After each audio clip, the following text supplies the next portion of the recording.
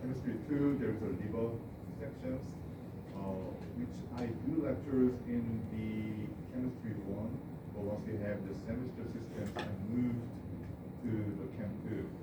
So in these metabolisms, I really want to keep in mind the liver is the primary, the organ that the most of the event we discussed in here is going to happen, right?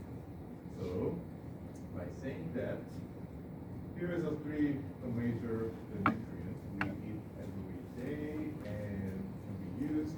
So in the kind of the overview, what we're going to discuss in chemistry 2. So the carbohydrate, mainly we're going to discuss about the glucose metabolism.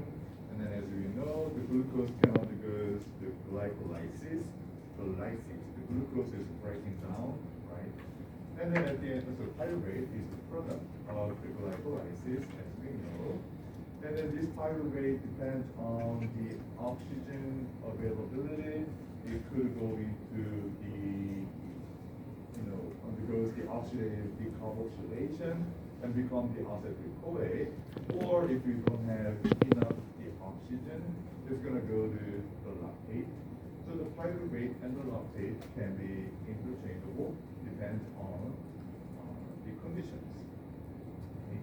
And then the acetyl-CoA, obviously, they get into the TCA cycle, the Krebs cycle. Right?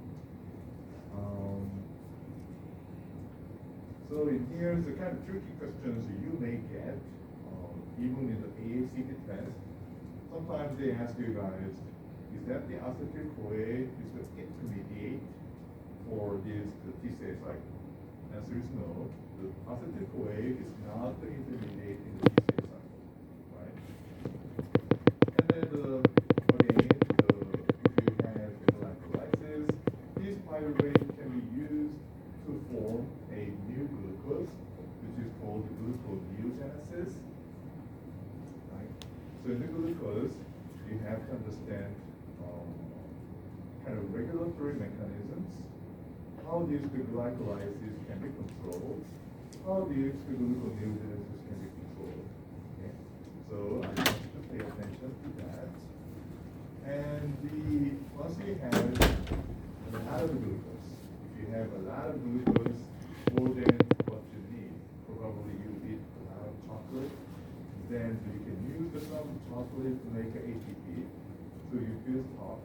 But if you have too much, this glucose has to be stored in your body, right? And then this glucose can be stored as the glycogen, the polymer of the glucose as we know. And then this process is called glycogenesis. So take a message in here is the glycogenesis is a limited process. So not all the glucose can be stored as glycogen. Just part. So if we have a lot of sugar hits, and some of them can be stored as glycogen, so like I said, this is a limited process.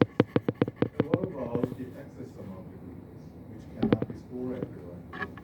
Those glucose can be stored as the fat, because the fat is the unlimited storage in our body. Okay. So the glycogenesis, and then so we store the glucose in the form of the glycogen. And then sometimes if you do very severe exercise like marathon, so for long term, several hours, you continuously use the ATP, then at a certain point, you have to use a stored glucose, right? So the glycogen has to be kind of broken down, and then become the glucose again. It's called the glycogenolysis. So you need to understand how the glycogenesis can happen, how that the glycogenolysis can happen. And then in here, the glycogenolysis, that could be associated with the diabetes mellitus, so which means the hormonal regulations produce the glycogenolysis indeed will be very important. So you need to understand how that the insulin can help with the glycogenolysis, or how the glucagon can help with the glycogenolysis.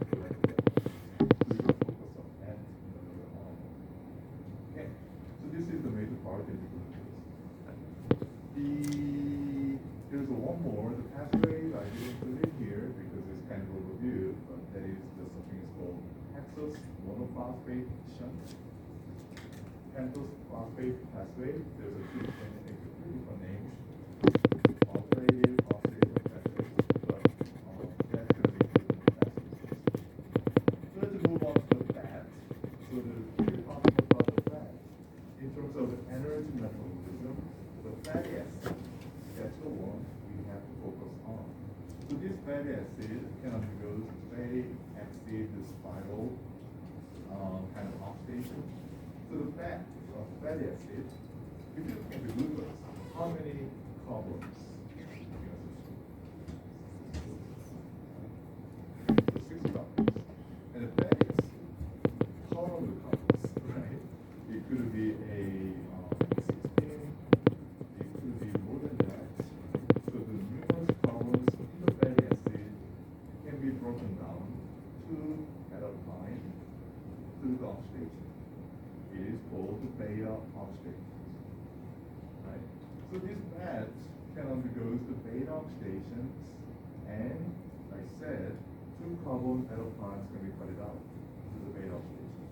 If you recall, how many carbons can be used to make acetic right? I told you the pyruvate is the product of glycolysis.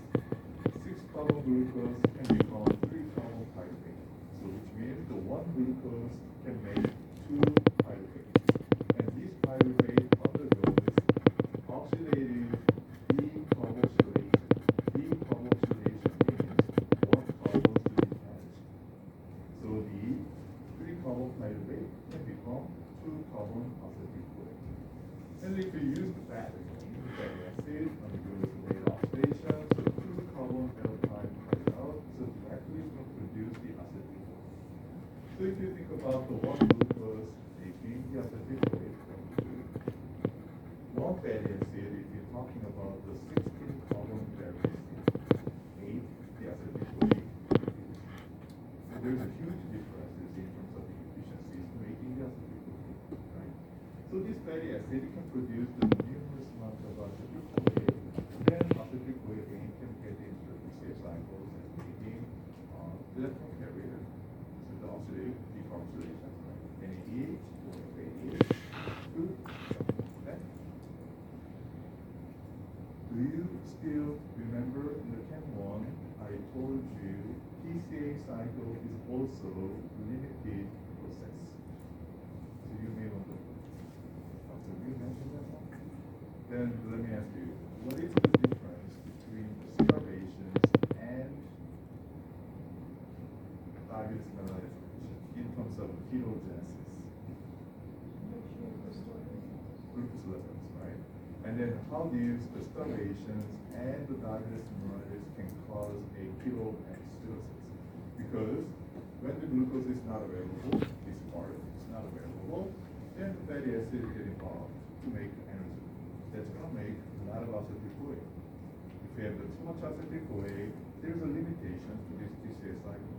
So not all the acetyl-CoA get be processed in the PCA cycle. So excess amount of acetyl-CoA can be used to make ketone, right? That's the stories we discussed in ketone, right? So if you have too much acetyl-CoA, and then it's not going to be processed in the PCA cycle, it's going to go back to the lipogenesis and the stored as the fat. That's the stories.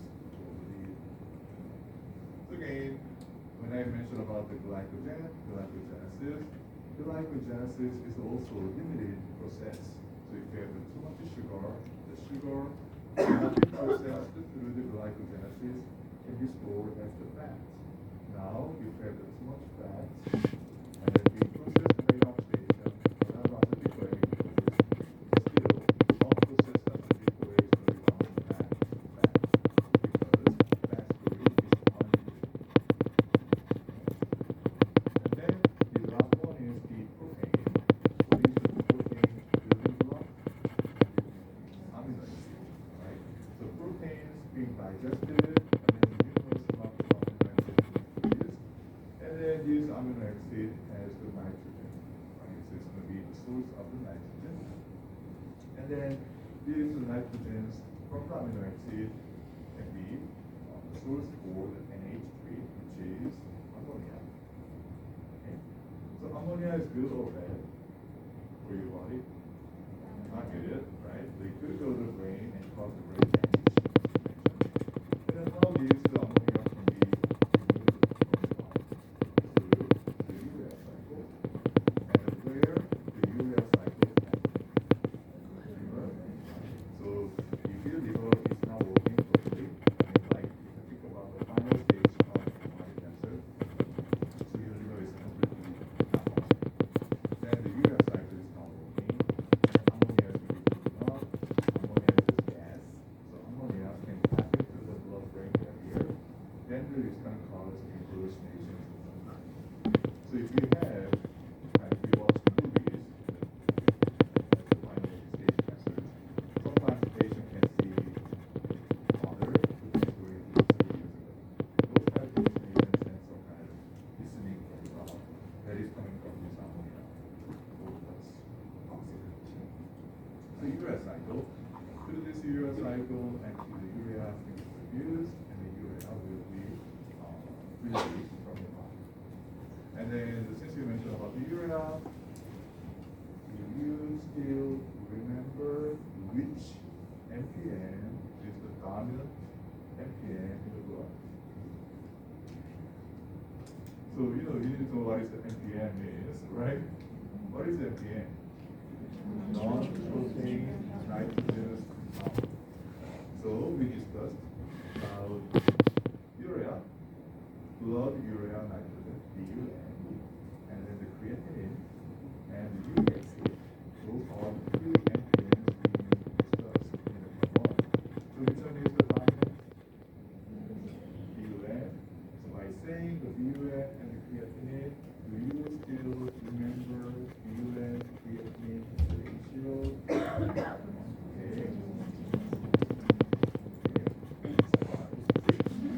Usually don't answer that one. So the BUN creatinine ratio is important. The memorizing those values is important. And then why do you have to memorize that the BUN creatinine ratio?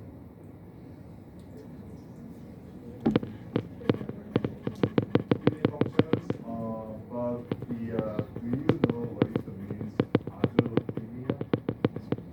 Accumulation of MPN. So by knowing the BUN creatinine, you can figure out what is the cause of this alloleukemia. Is that pre-renal alloleukemia, renal alloleukemia, post-renal? So that's something we discussed in the next one. And then how is going to check the glomerular filtration rate? GFR, creatinine clearance. Okay. And actually, I asked you the creatinine clearance calculations in the last kind of final test. And then this one was kind of tricky. So I gave everybody credit for whatever you answered it. Obviously, using the proper formula, and it doesn't matter if you do the normalizing it to body weight.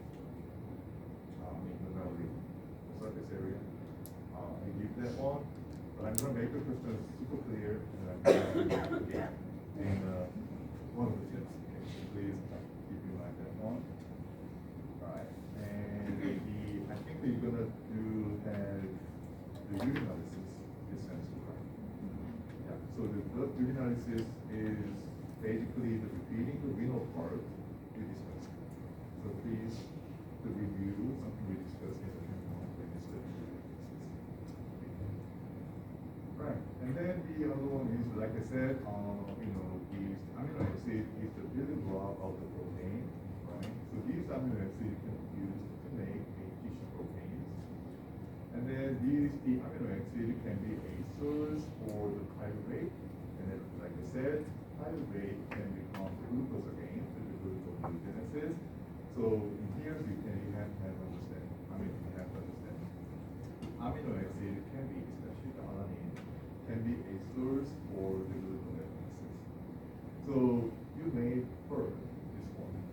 If you are in the island corn leaves and the glucose being used, and then the next source is with fat, and then if the fat is being used, awesome.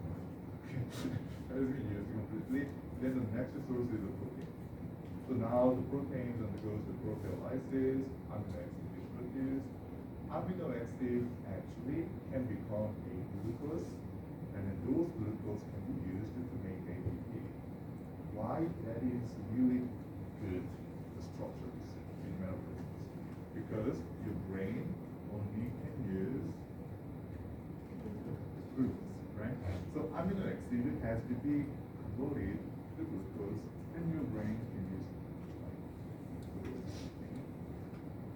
And again, these amino acids can be used to make acetylcholine, so directly go on the T-cell cycle.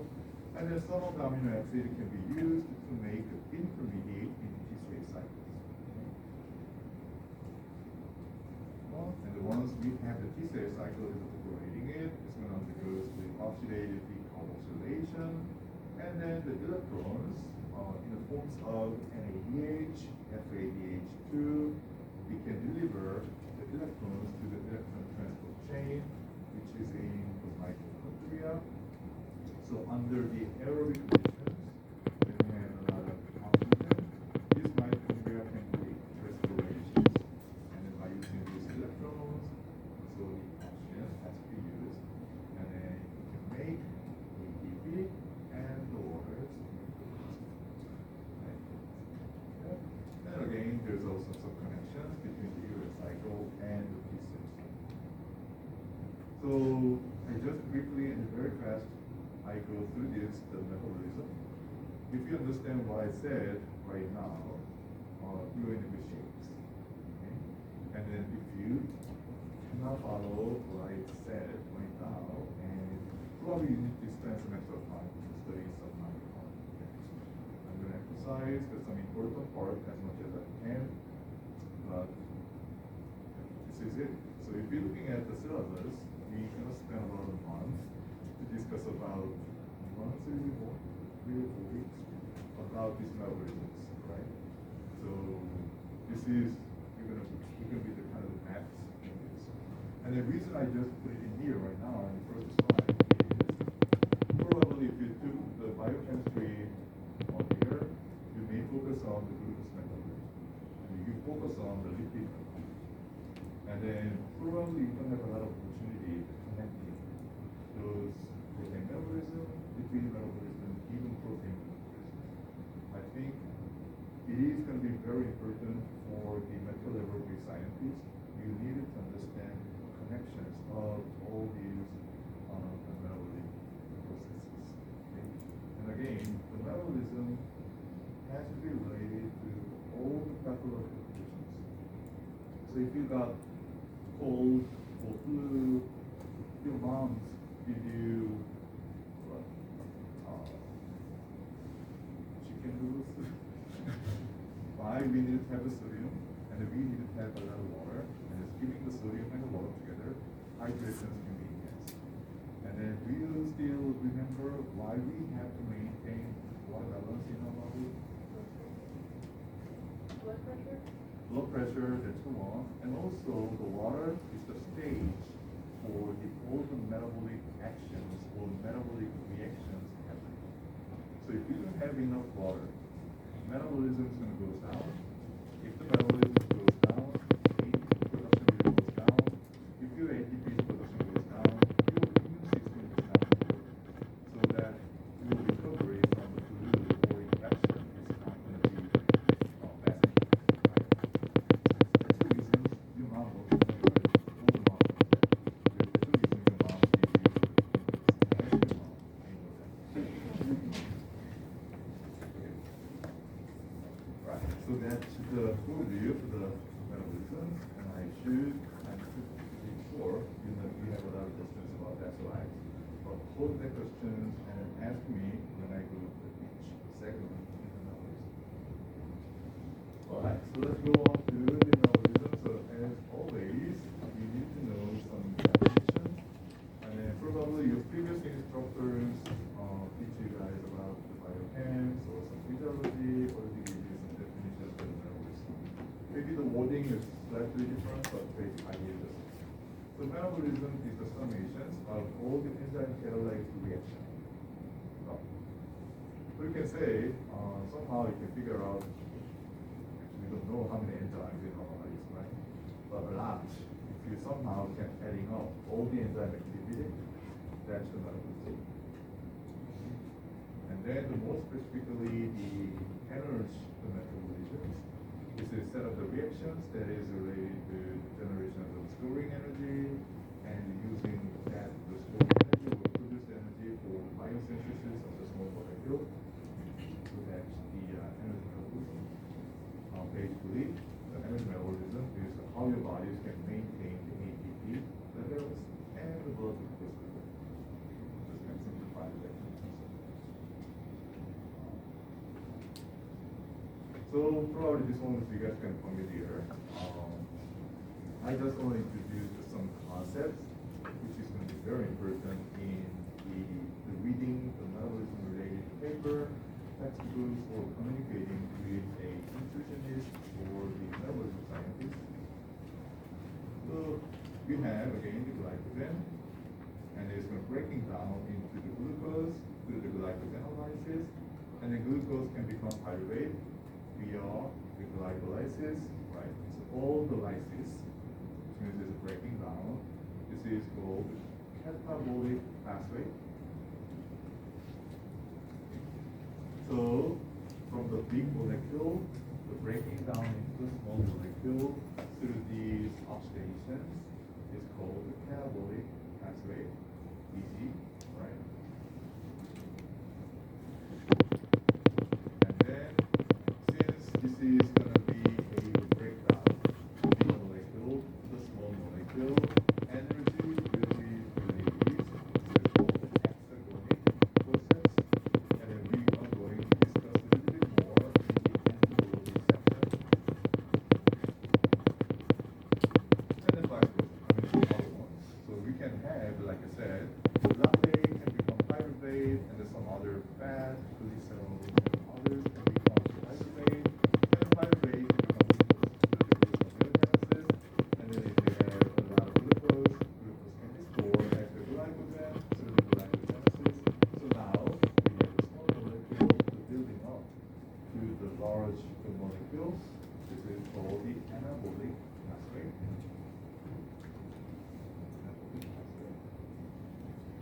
This one is the biosynthesis pathway.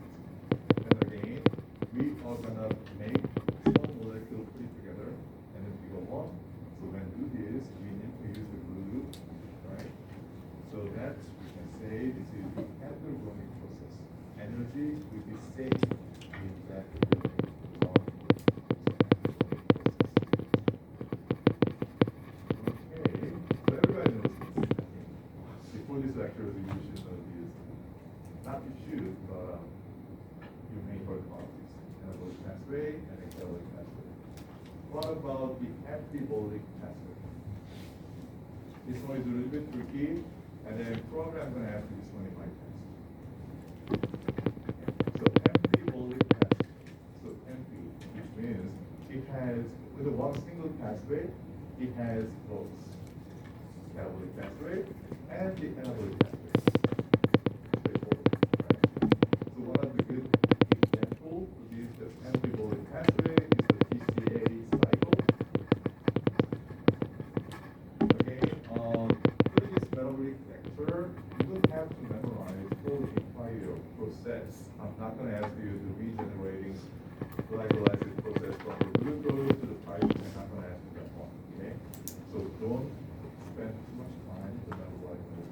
Even if the TCA cycle, I'm not going to ask you to regenerate the TCA cycle. Okay? But if you're looking at these cycles, as we know, the oxidative way, they came from the pyruvate, right? And then the cycle is going on. So if someone asks you, just get curious. Yeah, I'm not going to ask you this one in my test, but just kind of curious. In the TCA cycles, we have oxaloacetate, citrate, alpha-butyrate, malase, right? We have many intermediates in TCA cycle. If someone asks you, hey, what is the starting point of this the TCA cycle? Or what is the stem origin of TCA cycle? What is going to be your answer? Anybody can answer it? Acetyl-CoA,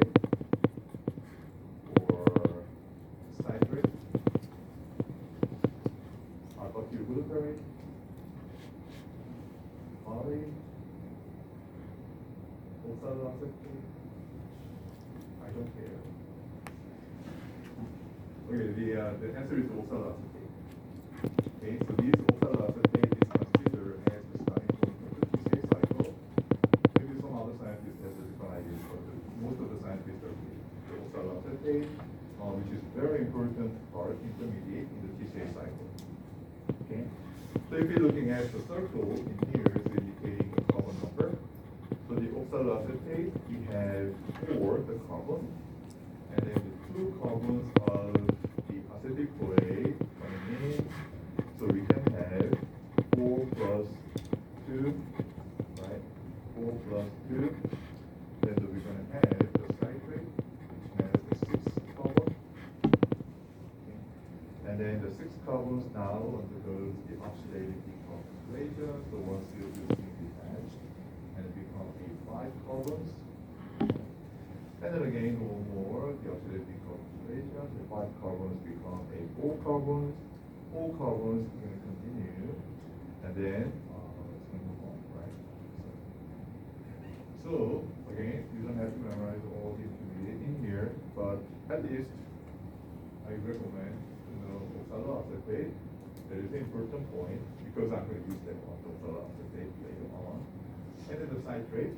So when you have oxaloacetate binding to the acetyl-CoA becomes citrate, you can just remove that one, right? So if you're looking at this part, we have 4 plus 2 becomes 6. So is that good enough for us to say anabolic pathway? Right? 4 plus 2 becomes 6. It's building up the anabolic pathway. And then as I mentioned, from here, 6 carbons undergoes the decarboxylation, which means oxidative decarboxylation, I emphasize it, which means the oxidative degradation cycle. So this part is going to be catabolic acid. So in the one single pathway, we have anabolic and the catabolic. So this kind of pathway is called amphibolic pathway. Not that difficult to understand, right? So that's the TCA cycle is going to follow that. One of the examples for the anabolic. So now we have had some different general ideas. How do you metabolism maintain, produce the energy? Okay. So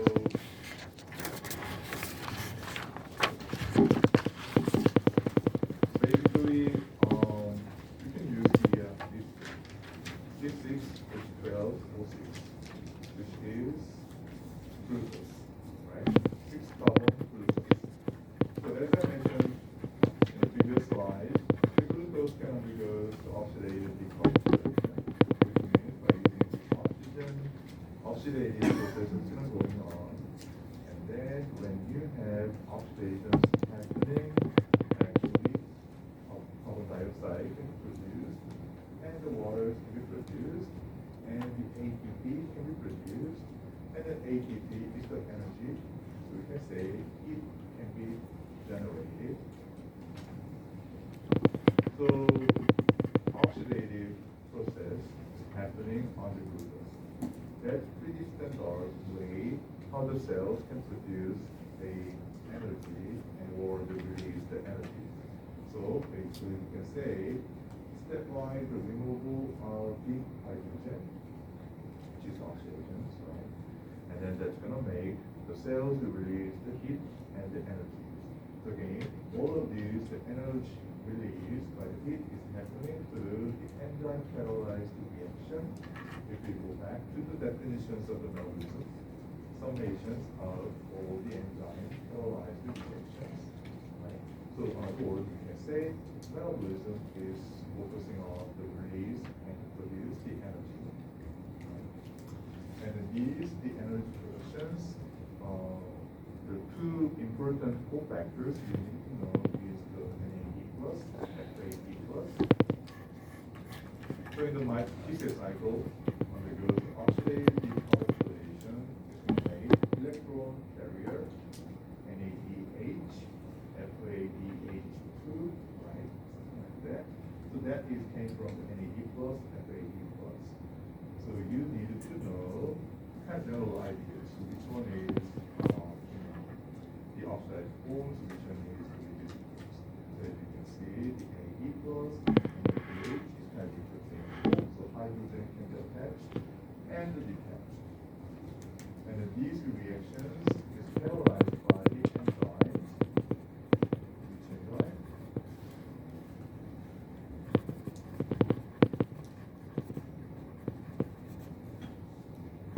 So there's several things you should know in the biochem in terms of the cellular function regulation. So first thing you need to know is the phosphorylation. So we have the protein, phosphate can bind to it, right? That's the phosphorylation. Which enzymes can do make this one happen? Phosphorylation. Kinase, right? So the kinase use the ATP as the source of the phosphate, right? And then phosphorylase also do make the phosphate can get attached, but the ATP is not required. So the two enzymes, kinase and phosphorylase, do catalyze phosphorylation. Now, we have to know which enzyme can detach the phosphate. Phosphatase, right? Phosphatase. So you have to know, must know, these two enzymes. Now, we're asking which enzymes can move the hydrogen. Attach the hydrogen, detach the hydrogen. There's something called dehydrogenase. Dehydrogenase,